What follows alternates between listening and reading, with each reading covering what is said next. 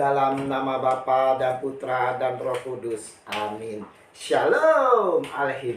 Berjumpa lagi dengan saya pada perenungan hari ini, tanggal 8 April 2022. Percaya tapi ragu.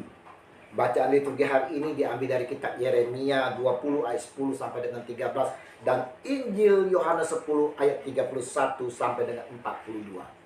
Saudaraku yang terkasih di dalam kasih Kristus, sudah bukan rahasia umum lagi, saudara-saudara, kalau perbuatan baik akan menjadi pertentangan dan tak disukai orang banyak, saudara. Kita lihat saja apa kekurangan dari Jokowi, Bapak Presiden kita, yang telah berjuang memajukan republik ini, saudara. Tapi nyatanya banyak juga yang tak senang, saudara. Itulah yang dialami oleh Yesus Kristus Tuhan kita. Apa kejelekan dan keburukan Yesus sehingga orang Yahudi ingin melemparnya dengan batu? Kata Yesus kepada mereka, banyak pekerjaan baik yang berasal dari Bapa-Ku yang Kuperlihatkan kepadamu. Pekerjaan manakah di antaranya yang menyebabkan kamu mau melempari Aku? Yohanes 10 ayat 32. Saudaraku yang terkasih, Tuhan Yesus datang untuk menyatakan karya Bapa di dunia. Karena itu dialah firman yang hidup, firman yang menjadi manusia. Sayangnya saudara-saudara, kedegilan hati orang Israel menutup mata mereka dan dari semuanya ini, dari karya kasih Bapa.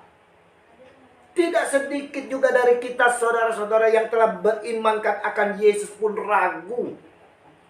Tak percaya akan kuasa Yesus. Sama dengan bangsa Yahudi yang mana hati kita sangat degil sekali sehingga mata kita tertutup oleh karya-karya besar yang Yesus lakukan di dalam hidup kita. Di saat hidup kita menghadapi segala persoalan, sakit penyakit yang kita derita, permasalahan demi permasalahan yang kita hadapi, baik permasalahan dengan pasangan kita, kenakalan anak-anak kita, bisnis kita yang hampir ambruk, pelayanan kita yang terhambat, semuanya menjadi khawatir, gelisah, takut. Berbeda dengan orang-orang di seberang Sungai Yordan tempat Yohanes membaptis dulu. Justru mereka bukan orang Yahudi, justru menjadi percaya kepada Yesus dengan penuh iman. Kalau mau jujur saudara-saudara yang terkasih, dalam kehidupan ini kita banyak sekali mengalami kasih Yesus.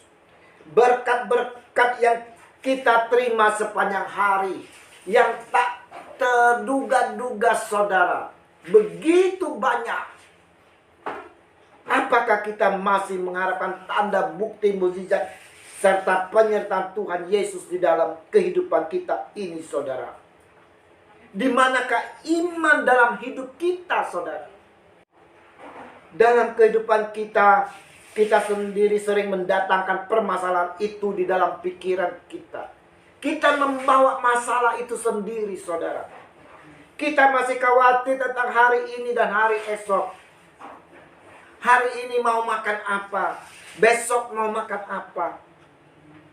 Kita pikirkan, kita jadi khawatir dan takut tentang kehidupan kita ini, tentang masa depan kita, tentang kesehatan kita, tentang sakit yang kita alami, tentang masalah yang sedang kita gumuli, tentang jodoh, tentang masa depan anak-anak kita. Sekalipun tiap malam kita doakan, kita mohon berkat, tapi kita masih ragu. Dan 1001 masalah yang sering membuat kita susah untuk tidur, saudara. Semuanya itu masalah yang kita undang sendiri masuk di dalam pikiran kita, sehingga kita menjadi khawatir, menjadi takut, gelisah, saudara. Justru orang-orang di seberang Sungai Yordan, mereka yang bukan orang Yahudi, justru menjadi percaya. Kedegilan kita, di mana kita percaya akan Yesus Tuhan, tetapi kita pun ragu. Di mana iman kita, saudara? perenungan hari ini di dalam masa prapaskah saudara. Masa olah batin mau mengajak setiap dari kita semua untuk merefleksikan diri kita masing-masing. Apakah kita mengimani Tuhan Yesus, percaya akan Dia dengan sungguh-sungguh?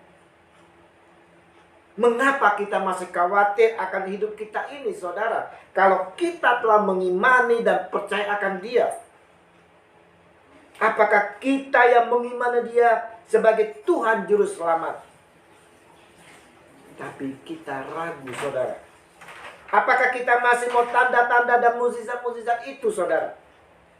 Mari saudara yang terkasih, kita mau melihat pengorbanan besar yang diberikan Tuhan Yesus sendiri di atas kayu salib. Kita mau dengan penuh iman percaya akan Dia, Tuhan kita Yesus Kristus, yang berkuasa atas hidup kita. Kita mau percayakan segala kehidupan kita kepada Dia. Yesus adalah andalan kita. Yesus adalah andalan hidup kita.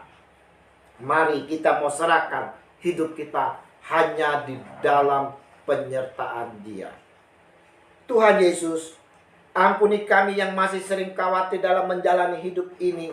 Kami mau serahkan seutuhnya kehidupan kami di dalam tangan kasih-Mu ya Yesus, kini dan sepanjang segala abad. Amin. Dalam nama Bapa dan Putra dan Roh Kudus. Amin. Shalom Aleichem.